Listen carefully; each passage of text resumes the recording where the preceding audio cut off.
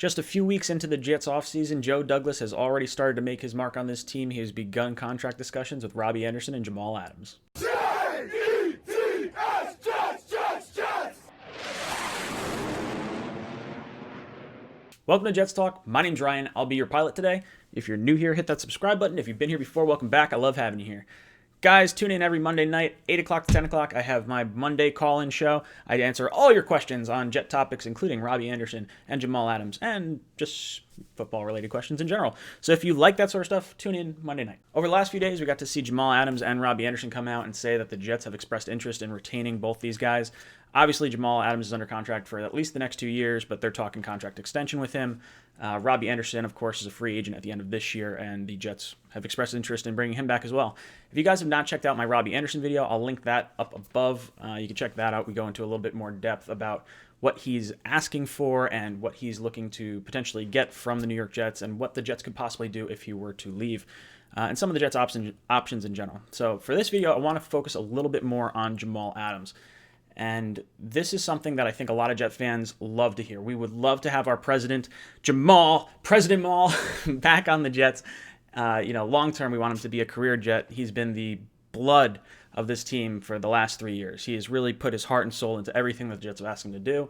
And he's up for he's ready to negotiate a long-term deal. And since his rookie contract is 3 years in, he is allowed to actually start talking, renegotiating and whatnot. So what should we expect from a Jamal Adams contract? Eddie Jackson of the Chicago Bears signed a 4-year, $58.4 million deal with $22 to $33 million guaranteed. $11 million of that is for like an injury guarantee at some point. So it could be 22, could be 33. Landon Collins recently signed a 6-year, $84 million deal with $44.5 million guaranteed. So I think those are going to be the benchmarks as far as what we can expect Jamal Adams' contract. Eddie Jackson being $14.6 million average annual salary, while Landon Collins was $14. So he got a longer-term deal, more guaranteed money, but a little less on the average per year. So Jamal Adams, what can we expect? This guy, look at him. He does it all. He's 24 years old. He has, this past year in coverage, first in yards after catch, 2.9 yards. Second in yards per target, 4.5 yards.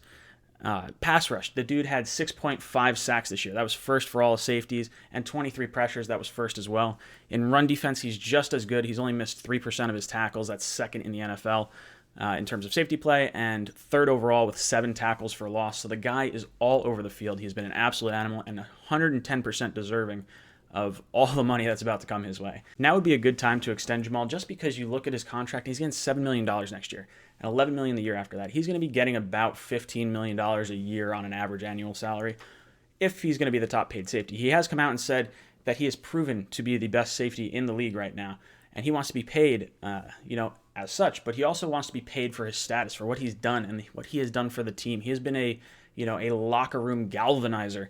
He has helped recruit players into our locker room. This is an area that the Jets have struggled in because we have lost free agents to other teams for less money just because we have not had a successful franchise. And Jamal is a personality and a recruiter and he's our president. He is here. He's selling this team, and I really like it. I like that he is here. He's passionate. It's someone that I really believe is probably the most pure Jet that I like rooting for since Nick Mangold. Basically everything the Jets have asked of this guy. He is 110% all the time. He is playing a million miles an hour, and that is something that as Jet fans we kind of lost with some of their higher priced free agents in the last however long. Darrelle Revis basically laid down after he got his big contract with the Jets. Tremaine Johnson, that has been a whirlwind of not good for us. So to pay someone that is on your team that is giving you 110% all the time, I think is very important. I think showing the other players on this roster that, hey, you bust your tail, you do everything you can for this team, you're going to get rewarded. I don't want to say anything bad about free agency, but it sucks when you have players on your team and then they're watching the organization go out and spend a ton of money on Tremaine Johnson or a ton of money on C.J. Mosley, who didn't play a whole lot for us last year. So it's very frustrating for players in that respect, and I think it's a good look for the Jets. Hey, you get drafted here, you could get paid by here or get paid by us. Now, why should the Jets do it? Obviously, he's due $7 million and $11 million right now. He's under contract for 2 years.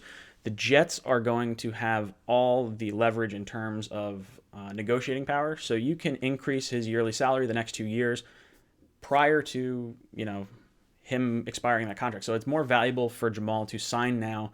You get him locked in. He's got the injury guarantees and all that. It's also good because the salary cap's going to keep going up. It goes up about $10 or $12 million every year, and it's not really going to go down. And one thing that I do want to harp on is the new collective bargaining agreement is going to happen after this season. So if you sign Jamal now, you're probably going to get him for significantly cheaper than waiting an extra year, because the new CBA more than likely is going to give the players a lot more money. We could see a ton of money go into the salary cap, and that contract that we give Jamal right now is going to look significantly better in 1 year's time. I could almost 100% guarantee it. Yes, $15 million is a lot to give a strong safety. It is something that I would not otherwise recommend a team do, but I think with Jamal, it's just so different. This guy could play cornerback, edge rusher, linebacker, strong safety, free safety. Yes, he's lined up as strong safety and linebacker most of the time, but he can do it all. When you have the quarterback, freezing for an extra half a second, that allows your pass rushers to get after the quarterback and potentially get that sack. And yes, we need edge rushers. I get that. But Jamal Adams is going to significantly increase his play once we get those edge rushers. And I think that's something that we should look forward to. And realistically, who else are we paying on this team? We have CJ Mosley under contract for a while. You have Sam Darnold, who's got at least another year before we have to think about starting to extend him. So I would pay him. I think you have to pay the players that are the backbone of your team. Jamal is absolutely a cornerstone here. And I want to see him here. I don't want to see anything, go awry with this. I definitely want to see him as a Jet long term. I think a lot of Jet fans want to see that. Guys, let me know what you think of down below in the comments. What do you think Jamal is worth? What should he be getting? Should he be getting that top money, the $15 million a year, or should he be going for the top defensive player money, something crazy like $18 million? What is he worth to this team? Guys, let me know in the comments down below. And as always, go Jets.